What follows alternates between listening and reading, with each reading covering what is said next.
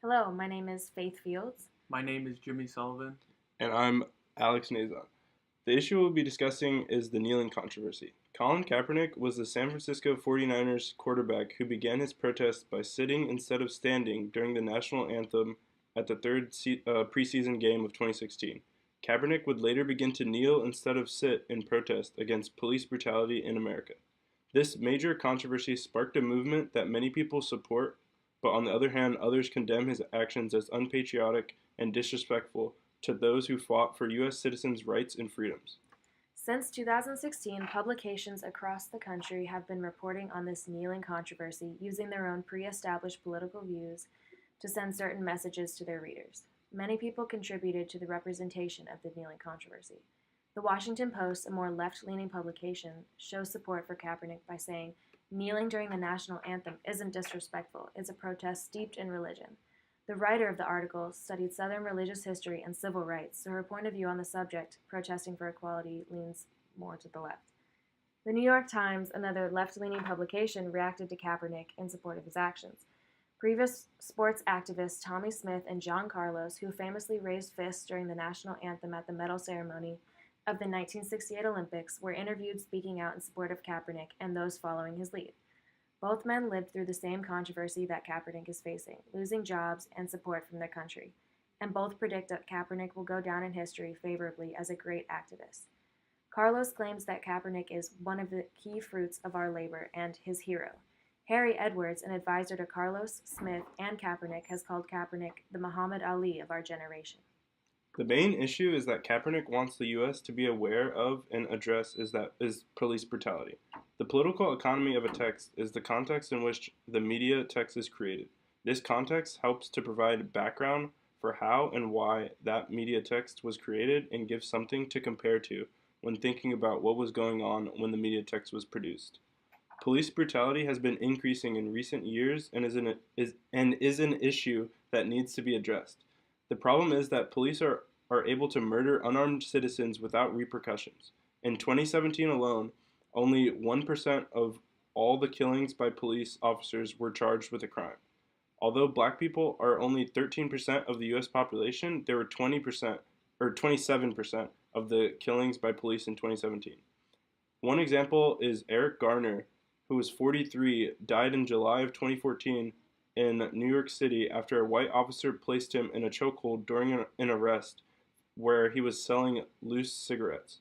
Chokeholds are banned under NYPD policy. However, the grand jury refused to indict the officer or any others involved in the arrest. Another needless victim, Walter Scott, was killed by North Charleston patrolman Michael Slager. Slager was sentenced to 20 years in prison. He claimed that Scott had tried to take his gun, but luckily a bystander captured a video evidence that Slager shot Scott in the back. He intentionally lied to investigators and obstructed justice in order to protect himself. Police officers are supposed to protect and serve everyone. Social media and technological advancements such as the smartphones have been integral in being able to spread controversies such as this one. They have also helped in showing evidence that these heinous crimes by law enforcement officers through dash cameras, body cameras, or even victims or bystanders taking videos, such as in the previous example. It is common practice in America to stand with your hand over your heart during the national anthem. Our national anthem, the Star-Spangled Banner, officially became America's national anthem in 1931 and began to be played more and more at sporting events around America after World War II. For the NFL, standing for the national anthem became a more common practice after 2001 in the wake of 9/11. Kneeling is a common practice used by veterans and soldiers at a fallen soldier's grave, so retired Army Green Beret Nate Boyer reached out to Kaepernick early on to suggest that he should kneel instead of sit as a sort of compromise. It has been reported that Kaepernick may have been coming off a bad season, and many critics of his actions believe he started this movement as a way to draw attention away from his poor performance. However, Kaepernick was still a starter for the first game of the season before he started kneeling. In Kaepernick's deal with the NFL, he made around $39.4 million, a deal which he reconstructed in 2016 and opted out of in 2017. Critics of Kaepernick since the controversy began claim that Colin Kaepernick doesn't have a clue about what sacrificing everything really means because of the financial status and prestige that came with playing in the NFL. as compared to veterans who fought for the country and still struggle to find jobs. However, Kaepernick's background was anything but privileged, as Fox News may claim. He grew up very modestly in the suburbs of California, having been adopted by a white family after being born in Milwaukee to a single mother who was only 19 years old. He faced discrimination and questioning his whole childhood about really belonging with his family. He earned a scholarship to the University of Nevada and worked his way up to a starting quarterback, eventually ending up with the 49ers. Nike launched an advertisement purposely using Kaepernick, taking a side with him as their spokesperson. The advertisement used the quote, "Believe in something, even if it means sacrificing everything." Some saw this as a way for Kaepernick just to make money or draw attention to himself in light of a dwindling football career. He faces backlash from Fox News, a typically right-of-center media source, for every move that he makes. Kaepernick is shown very differently by CNN and Fox News. CNN is more liberal news, and Fox News would be more conservative. And some of the same stories have very different opinions.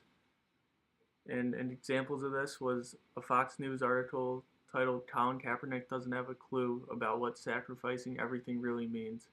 And this article was written by Britt McHenry, and Britt McHenry was born to a family where military was like respect was very important, and her father was in the military and gave up his job as an airline pilot to serve in Iraq.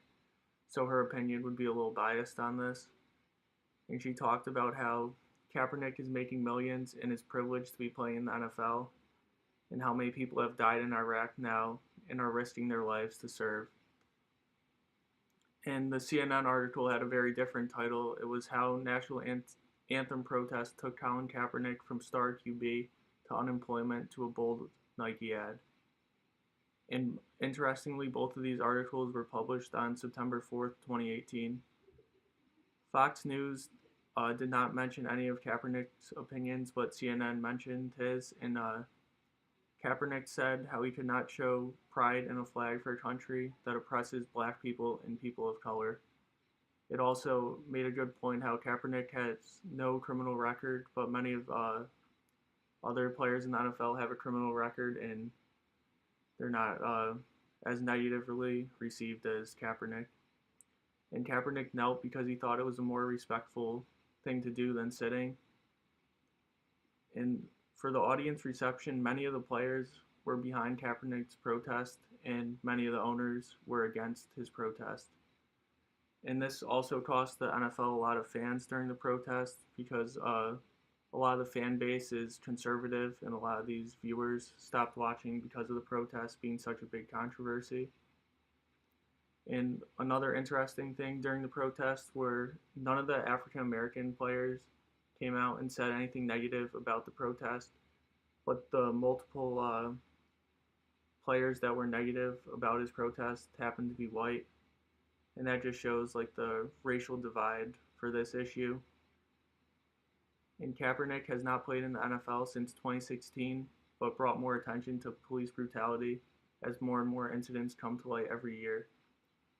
Thank you all for listening to our discussion of this important issue.